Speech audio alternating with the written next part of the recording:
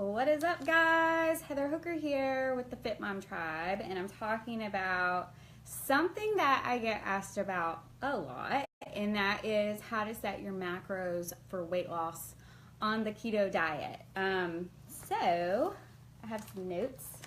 I'm going to try to get this done before my husband and my son get back from preschool because they always bust in here. So let's just talk about macros. Let's talk about weight loss first of all. So here's the thing with weight loss. If you are not tracking your calories or your macros, you're just kind of guessing what you eat on a daily basis, then you may or may not lose weight. A surefire way to make progress towards your goals is to track. So what I do is I take 1 week, every week as a test. And then I recheck your stats, take your pictures again, get on the scale once a week and see where you're falling. Rate how you feel, check your measurements. That's a really important thing as well. So give yourself a week and then you can reevaluate and see where you are from there. Okay, so let's go through the macros and the micros. So your fat on the keto diet, you're gonna want your fat percentage to be between 60 and 80% of your daily intake. Now, if you're new to the keto diet, if you're new around here and you don't know what we do, that is gonna sound a little crazy to you.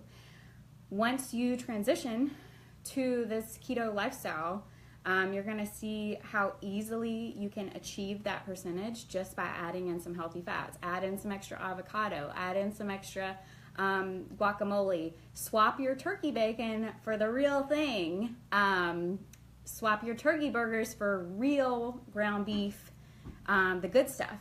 So all of that is gonna bump your fat percentage up. It's not as hard as you think it is to get it to that percentage. Your protein, so you're gonna wanna keep your protein between 20 and 30%. So a key differentiation between Atkins, which is something that we used to do back in the 90s, I think is when that was really popular, I'm not sure, and keto, is that keto is specifically moderate protein. So on the keto diet, you're not eating meat all day long. That is not keto. So you want to keep that percentage to 20 to 30%. And then your carbs. So your carbs is where you're really going to restrict. You're going to keep your carbs between 30 and 50 net grams per day. So to count your net carbs, you're going to take total carbs and you're going to subtract the dietary fiber. If you look on a nutrition label, you can see that all the nutrition labels have the carbs, and then right under that, indented, is the fiber. So you would take the carbs and you would subtract the dietary fiber. That's your net carbs. And that's because dietary fiber can count as a carb, but it's flushed out of your system easily. It doesn't turn into fat in your body. So, okay, so that's like the overview. And then the easiest way to do this, you guys, is just to download an app.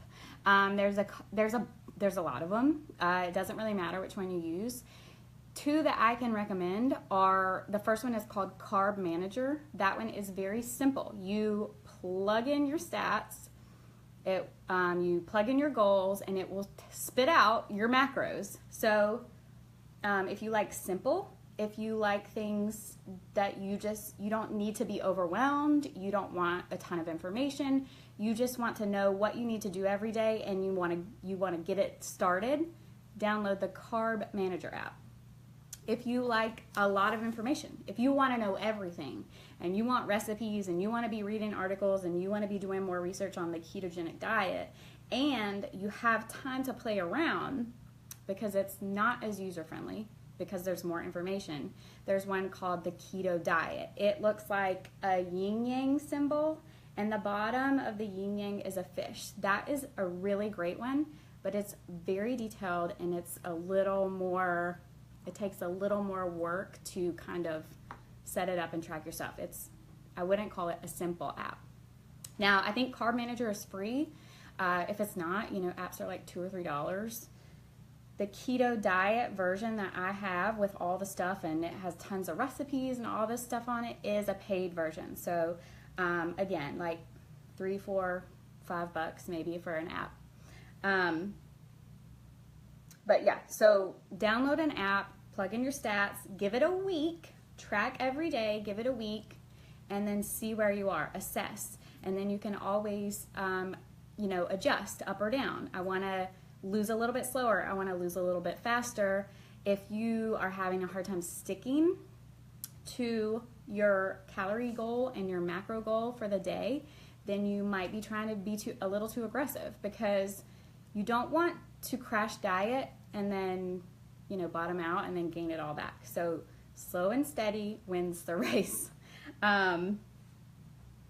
So like say here, if your target weight is 135, a good way, just like off the cuff, to figure out how many calories you need per day. If you are sedentary, if you're not very active, you can multiply 135 as your goal weight times 10. That will give you a rough caloric goal of 1350 a day. If you're more active, you can multiply that same goal weight by 12 and get 1620 calories a day.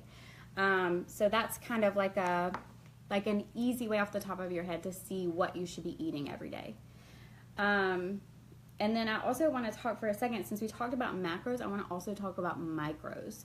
So there are a few extra things that you're going to need when you switch to the keto diet. Because it's a natural diuretic, you have to replace some of those supplements that you're losing, which is sodium, magnesium, potassium, calcium, and electrolytes. Let me show you some of my things that I like to use. There's these Mio Electrolytes. This comes in a couple different flavors. Walmart has their own version of these, and I think their flavors are a little different. I know they have a fruit punch that I don't think Mio makes in the electrolyte version. There is where does it say? Yeah, there's this Propel Electrolytes. You can get these at any grocery store. I saw these at Walgreens the other day. Any vitamin shop, everywhere that has like a Crystal Light aisle or Gatorade should have those. And then there's also, you know, different little ones. If you would rather have it in like a tablet form, you can look for these on Amazon.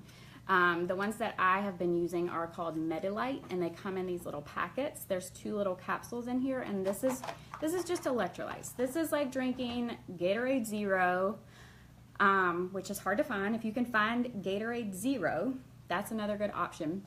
It's just going to make you feel better, especially when you first switch. Some people start to feel worse before they get to the amazing, which is the fat adapted ketosis. So some people feel worse before they start to feel better. It didn't really affect me as much. So, you know, you can start the keto diet and never feel bad. But if you do start the keto diet and you start getting headaches, it's because you're not supplementing with electrolytes. So I think that's about it. The other thing I just want to remind you is that, you know, as you're making changes, as you're trying to create a healthier lifestyle for yourself and your family, it's okay to go through some trial and error. It's okay to track things for a week and then maybe decide you need to cut back on your calories a little bit more, or you need to be a little bit more active, or, you know, adjust your macros a teeny tiny bit. It's okay to do trial and error. I have always looked at every week as an experiment. Some weeks I hit everything perfectly and, you know, I feel amazing. Some weeks I feel tired and I know that I need to adjust something because I'm not drinking enough water, I'm not getting enough fat. And so I kind of just constantly adjust, looking for that perfect, well, I don't know if it really exists.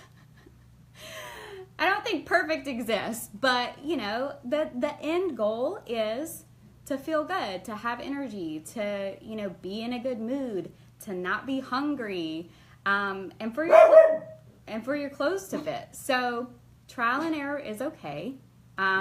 Just start, and then you'll have something to go on as you move forward. So I hope this helps, and I hope you're having a fabulous day.